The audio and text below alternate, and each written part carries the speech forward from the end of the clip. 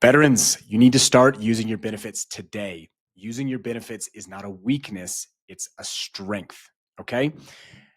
I was in the military for 12 years. I flew F-15s while active duty. I've been out for a while now in the civilian world. I've maxed performed my own veteran benefits, and I've basically built a dream life in large part to those benefits. I'm not saying that to brag, but I'm saying that because you too can do this. I'm not smarter than anyone else out there. My wife and I travel business class basically everywhere we go, all over the planet. We live anywhere we want. Neither one of us has to work unless we want to. And we have two beautiful children that we're raising all over the planet, multilingual, multiple passports, all sorts of really cool stuff that I can get into later on. But what I want to talk about today is why you should be using your benefits. If you want to check more out about this subject, please come check us out at masterthemilitary.com. We've got a lot of good information on there, so come check things out. All right, by the end of this video, you're going to understand why it is not only why you should be using your benefits, but why it is your duty to use them. So we're taught in the military to be very resilient. We're taught to not complain. We're taught to not take handouts. You're taught to be the hardest working person in the room. All right. When we get out, there's this stigma about using your benefits. You think of it as a government handout. I'm not doing anything for this right now, so I shouldn't be taking anything from the government.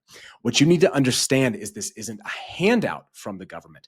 This is something that the government owes you, that you've already earned.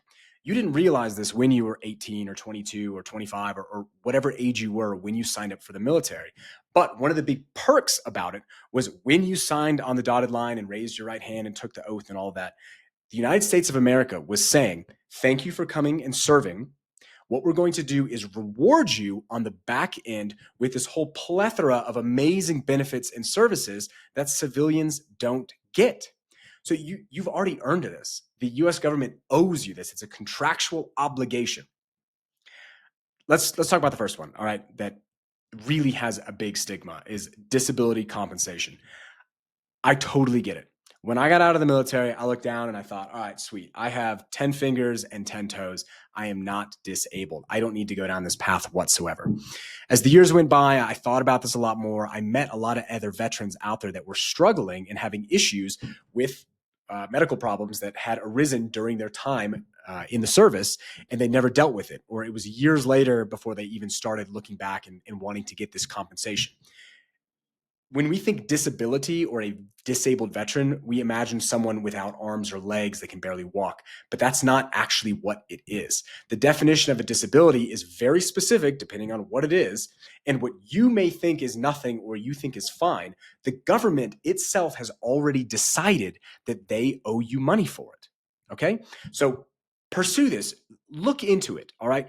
What I always preach is you should be getting what you have already earned, no more and no less. Okay. You shouldn't be pushing for more of a rating than you actually deserve, but you need to present all of the information out there to them in the correct way. And then you let them decide what you deserve and don't deserve. All right. You don't get to make that decision. They do.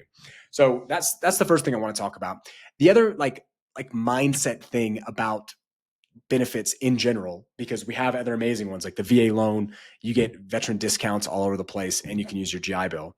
And then there's a plethora of states benefits as well. But even if you're sitting there and let's say you're actually doing quite well in the civilian world, you've got a nice paying job, everybody's set in your family, and you think, okay, well, I don't need to pursue any of this stuff. I don't need extra cash flow coming in from the government helping me out, or because I'm doing so well, I don't feel like it's justified that the government should also be giving me some money. If you could be earning an extra $1,000 a month from your job just by snapping your fingers, would you take that money? Yes, is the answer, because I know you would. So if by jumping through some hoops, filing some applications, and getting something that you're already owed to earn an extra $1,000 a month that maybe you don't really need or you think you don't need, take that money and put it towards your college fund for your kids or something like that. Help out one of your family members. Put your parents up in a nicer home or whatever for their retirement. Okay, this is money that is already yours, so you should be pursuing it. If this kind of stuff is interesting for you, please come check us out at masterthemilitary.com. We've got a lot of good info on there. See you there. See ya.